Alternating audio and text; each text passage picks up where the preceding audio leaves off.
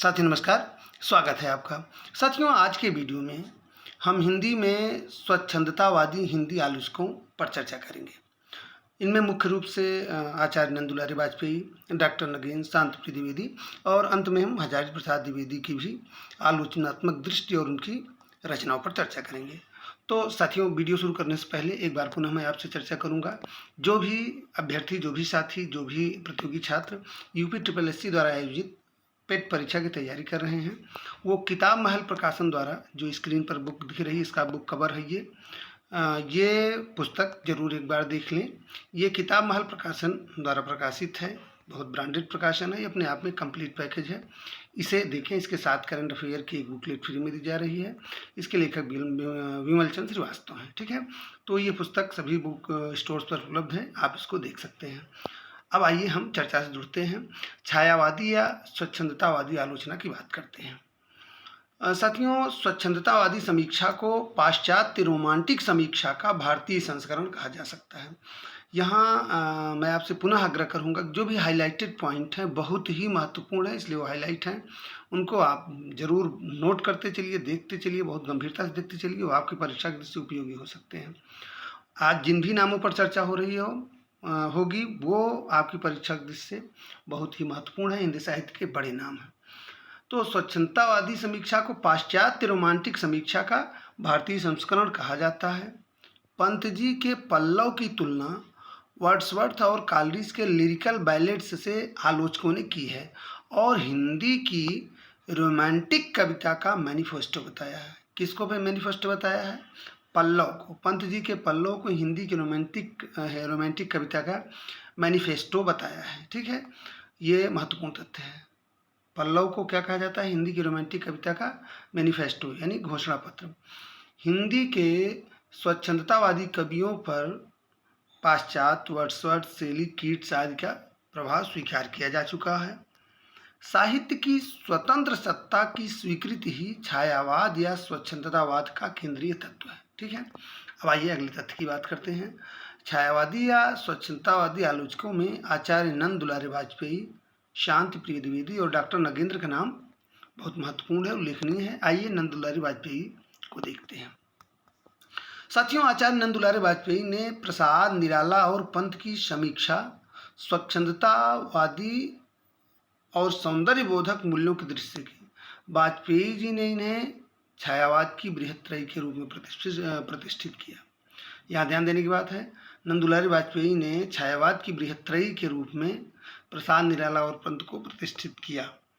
इन्होंने आचार्य शुक्ल की नैतिक और लोक मंगल केंद्रित आलोचना दृष्टि का अतिक्रमण करके सौंदर्य बोधात्मक और सांस्कृतिक आलोचना दृष्टि की प्रतिष्ठा की। आचार्य नंद दुलारी वाजपेयी की आलोचनात्मक कृतियाँ देख लीजिए। ये पहली रचना इनकी हिंदी साहित्य 20वीं शताब्दी 1942 ईस्वी में प्रकाशित हुई थी। यह साथियों आपकी परीक्षा की दृष्टि से बहुत ही महत्वपूर्ण है, अनेक बार परीक्षा पूछा जा चुका है। हिंदी साहित्य 20वीं शताब्दी किसकी रचना है? ठीक है ना, यह प्रश्न एक बार पूछा जाएगा तो इसको एकदम नोट कर लीजिए। हिंदी साहित्य 20वीं शताब्दी आचार्य नंद दुलारी वाजपेयी की आलोचनात्मक कृति है।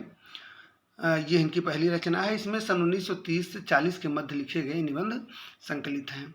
इनकी दूसरी आलोचनात्मक कृति जयशंकर प्रसाद, फिर प्रेमचंद, आधुनिक साहित्य, महाकवि सूरदास, महाकवि निराला, नई कविता, कवि सुमित्रानंदन पंत, रस सिद्धांत बहुत महत्वपूर्ण है, साहित्य का आधुनिक युग, आधुनिक साहित्य सृजन और समीक्षा, रीति और शैली, नया साहित्य नए प्रश्न परीक्षा में पूछा जा चुका है।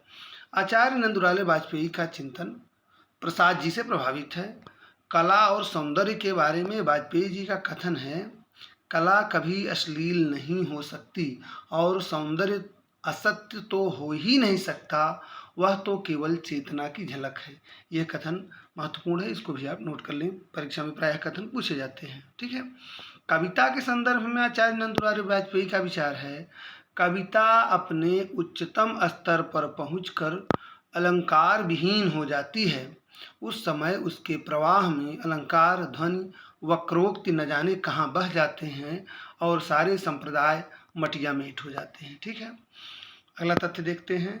आचार्य नंद दुलारी वाजपेयी ने छायावाद के संबंध में कुछ मौलिक मान्यताएं प्रस्तुत की, जैसे यह कि छायावाद मूलतः रहस्यवाद नहीं है, बहुत ध्यान दीजिएगा, छायावाद मूलतः रहस्यवाद नहीं है, बल्कि रहस्यात्मक आवरण के मध्य उसकी मूल चिंता राष्ट्रीय व सांस्कृतिक है।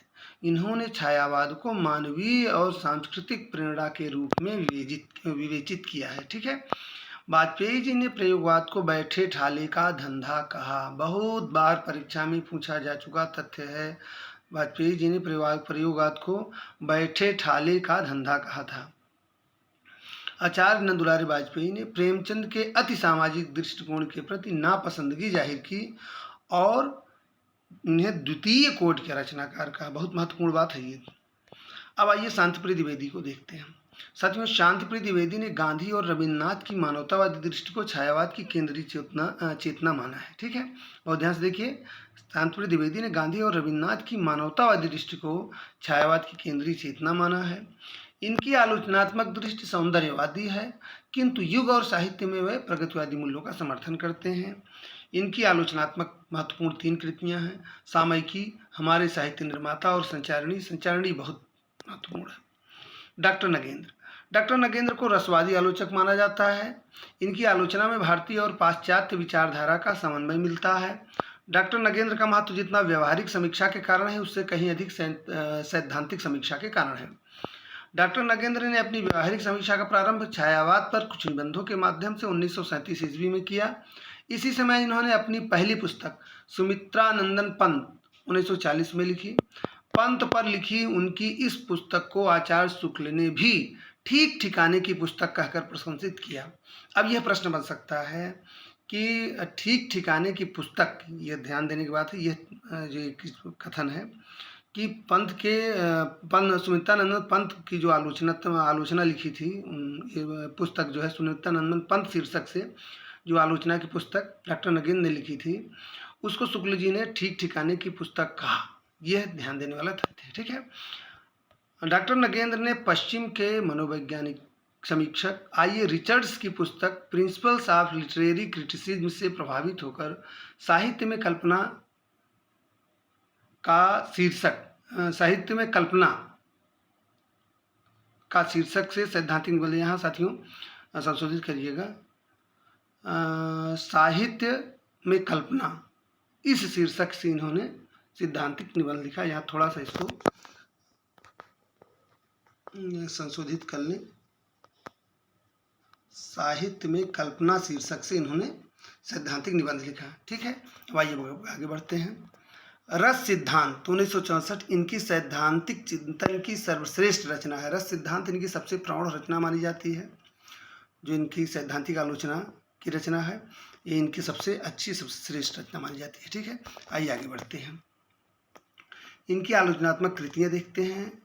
पहली सुमित्रानंदन पंत, साकेत एक अध्ययन, देव और उनकी कविता, रीति काव्य की भूमिका, राम की शक्ति पूजा, निराला की कालजयी कृति, हिंदी साहित्य की प्रवृत्तियाँ, शैली विज्ञान, आधुनिक हिंदी कविता की मुख्य प्रवृत्तियाँ, भारतीय समीक्षा और आचार्य शुक्ल की काव्य दृष्टि, रस सिद्धांत, नई समीक्षा, नए संदर्भ, बहुत महत्वपूर्ण, कामायनी के अध्ययन की समस्याएं, ये भी परीक्षा में पूछा जा चुका है। कामायनी के अध्ययन की समस्याएं महत्वपूर्ण रचना है। आधुनिक हिंदी नाटक, भारतीय काव्य शास्त्र की भूमिका, सियाराम शरण गुप्त, भारतीय सौंदर्य शास्त्र की भूमिका महत्वपूर्ण है, काव्य बिंब और साहित्य का समाजशास्त्र। अब साथियों आइए हजारी प्रसाद द्विवेदी जी की भी आलोचनात्मक कृतियों और उनकी आलोचना दृष्टि पर चर्चा कर लेते हैं। हजारी प्रसाद द्विवेदी ऐतिहासिक सांस्कृतिक चेतना संपन्न मानवतावादी आलोचक हैं। बहुत ध्यान दीजिएगा, हजारी प्रसाद द्विवेदी ऐतिहासिक सांस्कृतिक चेतना संपन्न मानवतावादी आलोचक हैं। वह साहित्य को पहले से चली आ रही सांस्कृतिक परंपरा से जोड़कर देखते हैं। यहाँ बहुत ध्यान देने वाली बात, यह लाइन बहुत महत्वपूर्ण है। साहित्य को पहले से चली आ रही सांस्कृतिक परंपरा से जोड़कर देखते हैं। जैसे जो सांस्कृतिक परंपरा, जैसे हिंदी साहित्य का विकास हुआ, उसके पहले क्या था?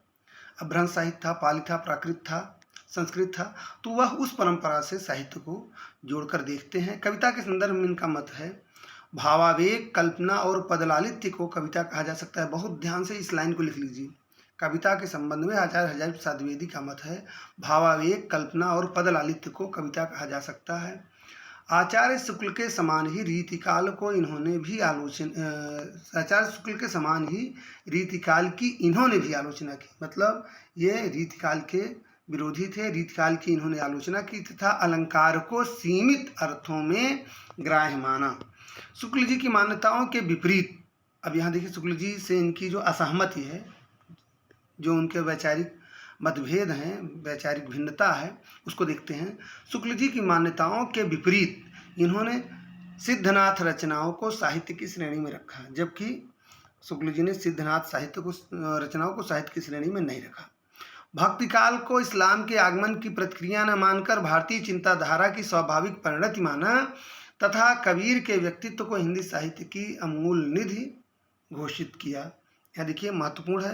शुक्ल जी ने क्या कहा था? शुक्ल जी ने कहा था कि भक्ति का उदय इस्लाम के आगमन के फलस्वरूप प्रतिक्रिया स्वरूप हुआ था। भक्ति काल का उदय इस्लामी आक्रमण की प्रतिक्रिया के फलस्वरूप हुआ था, ऐसा शुक्ल जी का मानना था।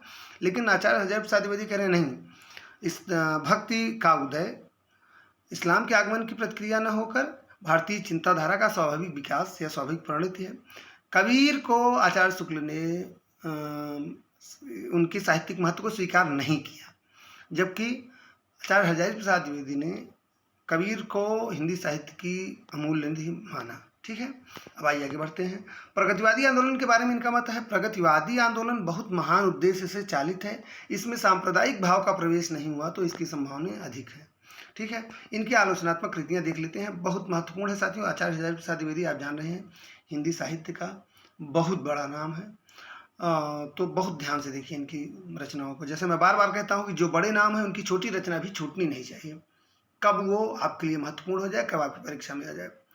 सूर साहित्य हिंदी साहित्य की भूमिका, कबीर हिंदी साहित्य का आदिकाल, सहज साधना, कालिदास की लालित्य योजना, मध्यकालीन बोध का स्वरूप। अब यह है, यहाँ देखिए 7 पुस्तकों के नाम लिखे हैं। सूर साहित्य हिंदी साहित्य की भूमिका, कबीर हिंदी साहित्य का आदिकाल, सहज साधना, कालिदास की लालित्य योजना, मध्यकालीन बोध का स्वरूप। ये सारे सुने नाम हैं, ये सारे महत्वपूर्ण हैं, परीक्षाओं में प्रायः पूछे जाते रहते हैं। ठीक है, तो साथियों आज की वीडियो में इतना ही। उम्मीद करता हूँ कि आज का वीडियो, आज का तथ्यात्मक ये जो आपका वीडियो है, सूचनात्मक वीडियो है, ये आपको पसंद आया होगा। जो भी साथी चैनल पर नए हैं उनसे मैं आग्रह करूंगा कि यदि आप TGT, PGT, net, JRF, assistant professor, LT grade, GIC प्रवक्ता परीक्षा की तैयारी कर रहे हैं हिंदी विषय से, तो चैनल को ज़रूर सब्सक्राइब करें। हम आपकी परीक्षा के लिए संपूर्ण पाठ्यक्रम का पैकेज देने के लिए प्रतिबद्ध हैं। आपको हम प्रैक्टिस सेट भी कराएंगे।